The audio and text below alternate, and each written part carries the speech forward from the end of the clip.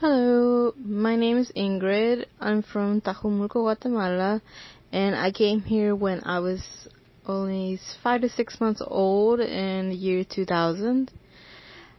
So because of that, I am recipient of DACA.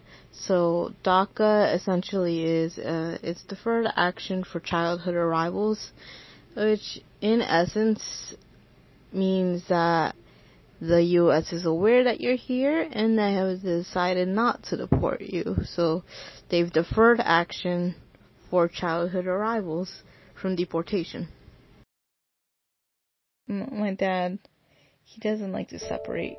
He's very he doesn't want me to move out because he just wants to be close to me and my siblings. He gets very emotional. He just wants to be around his family because he knows that there'll be a time where we might be apart for a lot of years. My brothers at least can visit him, but I can't. Not until I have a solid way to come back legally. Living in America, of culture-wise, I would say I definitely feel separated from, Guatemalan culture and just, Hispanic culture in general.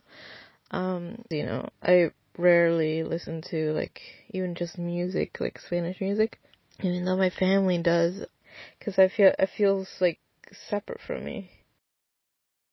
There's a whole language I don't know, because my family, they still retained one of, an old Mayan language. It's called Mam. My great-grandmother on my dad's side didn't even know Spanish. She couldn't hold a conversation in Spanish. All she knew was Mam. And I don't know, enough for a conversation. Not even that. I don't know. I know it's not my fault, but, there's a bit of a shame in saying no. I don't know any. I know a couple words in Mam, but they're, very, very basic. Not even basic, they're just common words I've heard, because that's what my dad will say.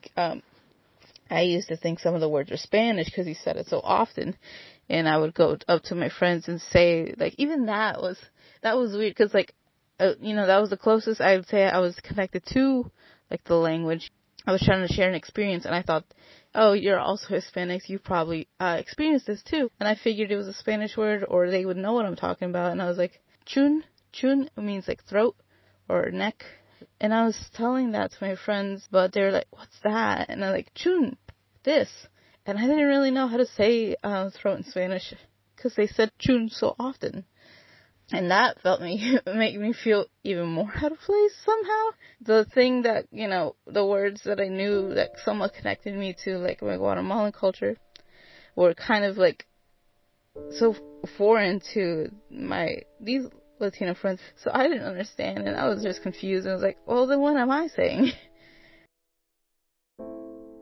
There's just so much that I don't have a connection to, not the language, not the mindset. When I say mindset, kind of the way they think, because it's very community based, or you do your part and you stay as a family. A lot of times, if you're not married, you're living with your family. Not a lot of times you're living on your own, in your own apartment or your own house, because there's just not enough money for that. And I think even if there were, it's a cultural thing.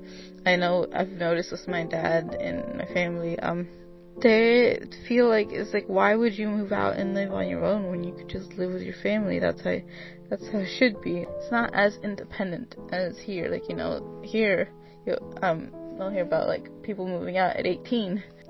Even just those kinds of mindsets I feel very disconnected from.